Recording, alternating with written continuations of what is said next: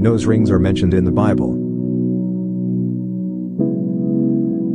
We find the first mention in the book of Genesis.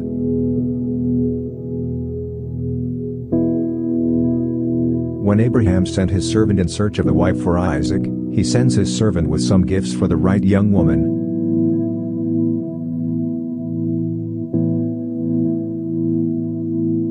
Later, when Rebekah agreed to give the servant lodging in her father's home,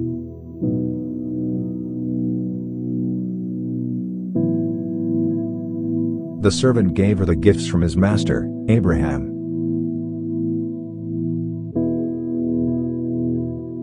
There was a gold nose ring among those gifts.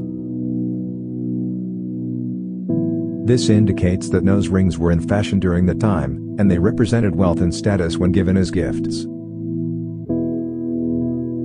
They were also considered female attire.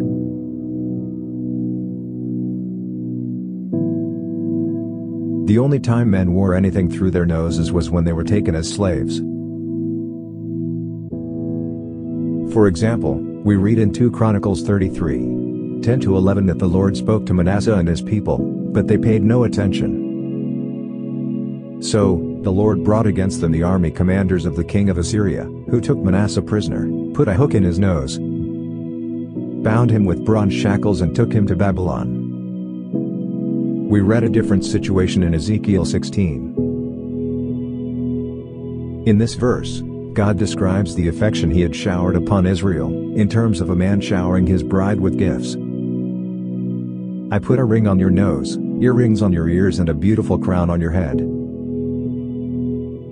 The Lord often used figurative speech and familiar objects and customs in order to communicate unfamiliar truths to his people. The lavish adornment, including the nose ring, described in this passage was the way a wealthy, loving husband would have provided for his beloved. Hence, there are precedents in the Old Testament for wearing and gifting nose rings. They were gifts of status, when given to women, though the case was a bit different with men.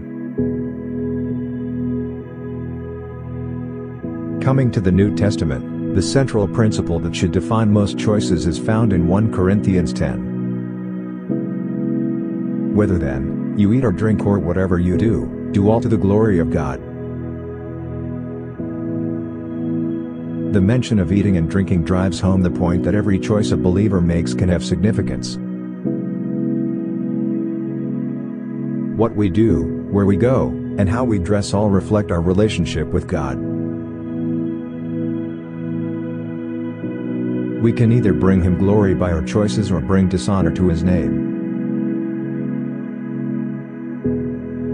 Keeping 1 Corinthians 10:31 as our guideline for every decision, whether it be the style of clothing we wear, the way we fix our hair, or the piercings we get, we can keep our motives pure. When our life goal is to magnify the purity and beauty of God in our lives, He helps us seek modesty and humility. With those qualities in place, we have freedom to express the beauty of God in a variety of ways, including wearing nose rings.